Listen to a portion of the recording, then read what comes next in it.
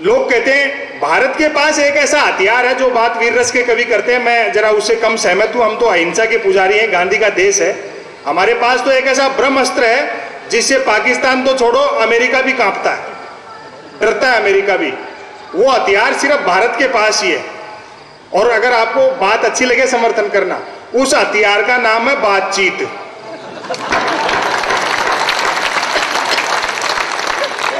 बस। तो आज का ये मेरा व्यंग जो है गद्य, ये मैं आदरणीय अशोक जी को समर्पित करता हूं, क्योंकि पंवार जी को मैं पिछले कवि सम्मेलन में समर्पित कर चुका हूं। उसका आज दूसरा पेज प्रस्तुत करो। हाँ, एक पंक्ति पर आपका मन चाहूंगा। मध्य प्रदेश से बेहतरीन व्यंग में लिखा गया। मैं सोचता हूँ ये नीरजपुरी की समर जी की धरती है, यहाँ सुना भी बहुत बढ़िया जाता है। एक बार ताली बजाएं, पहली पंक्ति से आप जुड़ेंगे, आपको आनंद आए।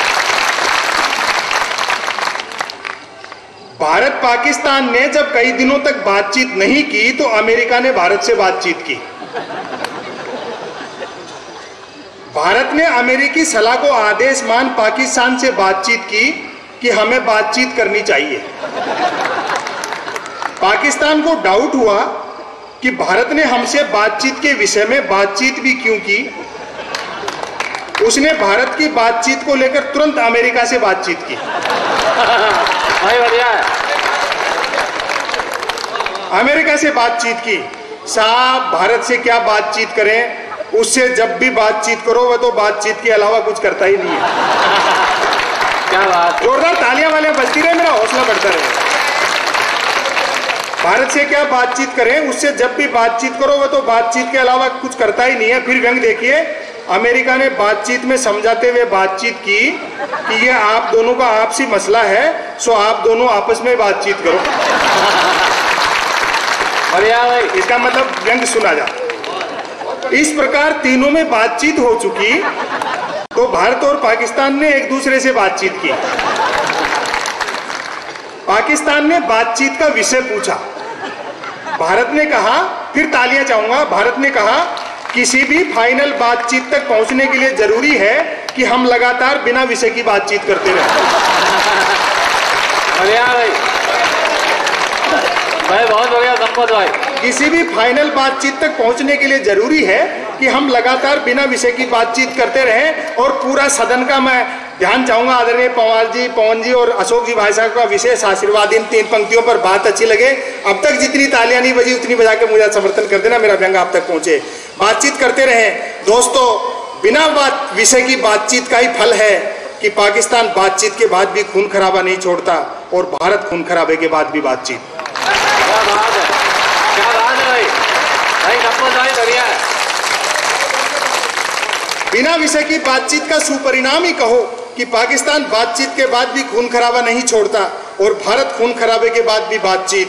पाकिस्तान ने बातचीत में भारत से पूछा, बातचीत के लिए आप इस्लामाबाद आएंगे या हम दिल्ली आए।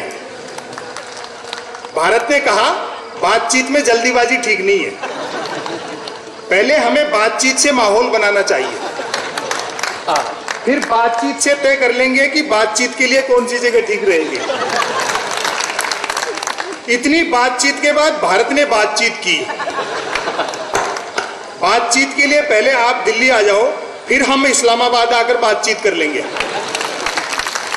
या फिर इसका उल्टा कर लेते हैं, स्थान बदलने से कौन सी बातचीत बदल जाएगी।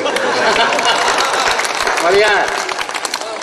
बातचीत से जब दोनों देशों में इस तरह बातचीत का वातावरण बन चुका तो दोनों ने परस्पर बातचीत की।